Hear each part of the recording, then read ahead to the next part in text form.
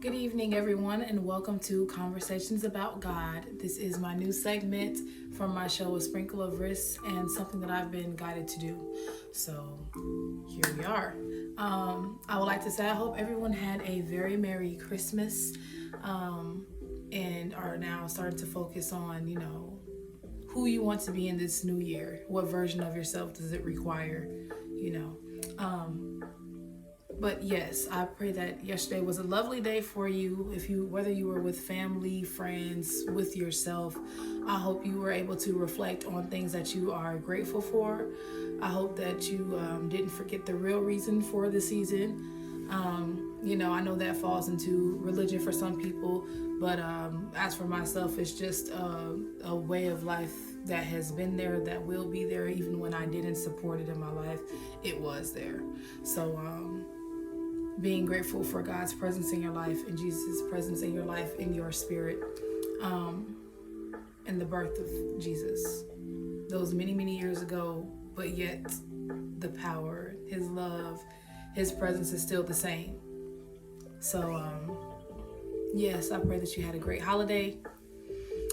Today, I wanted to talk about the power of your tongue, because it was something that I already knew that the tongue had power, but it was just like, even the little things that we say, your tongue doesn't know whether you mean in a good or bad way. It hears or it acts upon that, and you continue to create your life or death based upon that, whether that's physical and, bodily life or death, or even spiritually.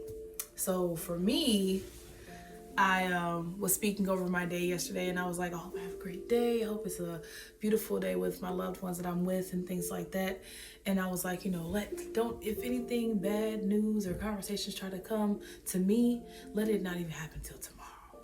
Let it just wait. Okay, yesterday was a beautiful day. And then I get to today, and I wake up, and the motivation is just not there. Like, I literally slept most of my day. And by the time I got up, the sun was down, or it was going down. I'm like, well, that sucks. And why do I feel like this? And not only that, I'm waking up to reading news articles saying that at least 37 have been killed from this snowstorm. And I immediately was just like, thank you, God. Because that could have been me. That could have been so many people, but the people that it was, can you imagine that? Not even waking up and hearing that, but going through Christmas Day, trying to survive because it's so cold. People froze in cars overnight. Waking up to seeing people frozen in their car. That really spoke volumes to my spirit, and I'm like, wow. Anything that I was worried about or sad about doesn't even compare to having to deal with that on Christmas. Or any day. I wouldn't want any of my family members or myself or anyone I know or even don't know to go through that travesty, but something about it on Christmas does hit a little different. So I was like, after getting that news and, really becoming even more grateful for being alive today, I was just thinking like, dang, knew something. Like every year on Christmas Eve, there's something bad trying to come as far as news, the media or whatever, comes on that day or comes right after. Because, the highs and lows of life, it's the balance of life. You have ups, downs, great things happen, and then over here in the corner, something bad has happened. And that's what it was for me. That was news that I saw and just wish I hadn't heard it, or that it didn't happen, but it did. And it made me think about what I said. And I was like, don't let anything bad, no bad news or nothing like that, come till tomorrow. And it came. I should have said, don't let it come at all, because anything is conquerable. I should have said something different, or maybe you should not have said that at all.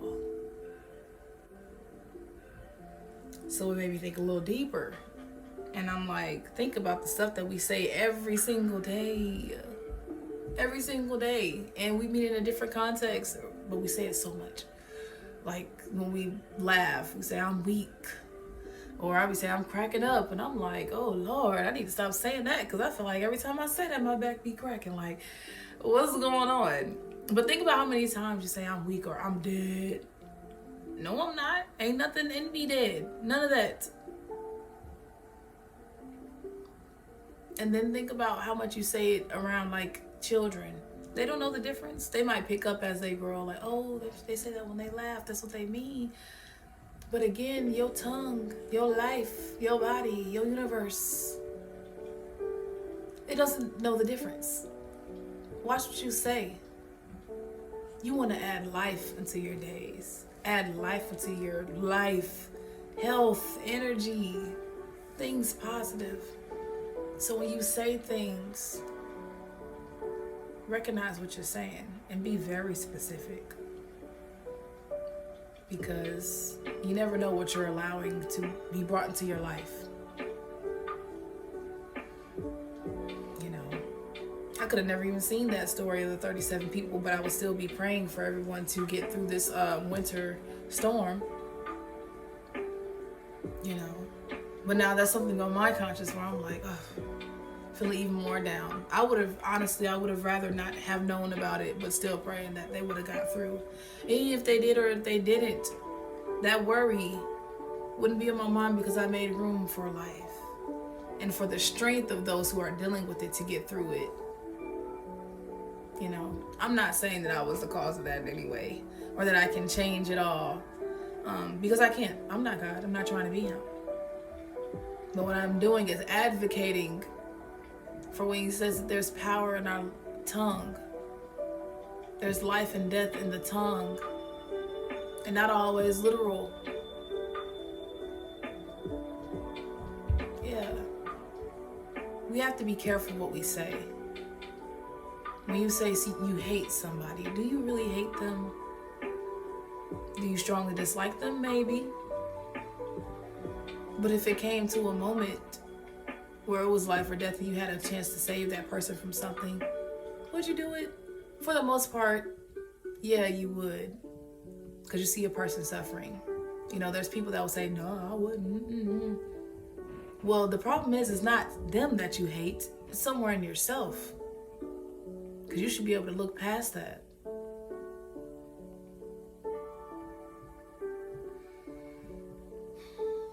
So yeah, I wanted to talk about the power of the tongue for a few minutes to you all. And it also led into just be grateful. Be grateful for everything that you have. You have everything that you need to live in this moment right now. Worry about tomorrow. You can prepare for it, but you don't even know what's coming tomorrow. I didn't know that the bad news was coming tomorrow, which was today. But I didn't pray that I wouldn't be, put down by anything bad that came to me. So when it came, I felt very hurt.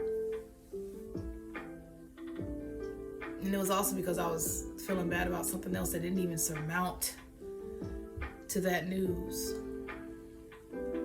So yeah, I do feel for the families in New York and those other states on the northeast part of America that are dealing with this storm. But I need us to start paying attention even more to the things that we say. Be very intentional about the words that are coming out of your mouth, because they do have an effect on you, on others, and on your day-to-day life. So speak life into it. I gotta sneeze. Okay, it went away. Usually I have to sneeze when I'm feeling blessed, which is really weird, but it's not that weird. But I felt the need to tell that to you all, and I hope that y'all can, receive this or take it away, think about it, share it with somebody who may need to think about that. But watch what you say. Speak life into yourself over this new year that's coming, and be the light. Make light of the situations. It can't always be positive. But more negative sure doesn't help out the negative, does it? I hope y'all have a blessed evening. I needed to come on here and say that. And I hope to have made a difference. So, yeah. Good night. I love you. And I'm praying for you. Always.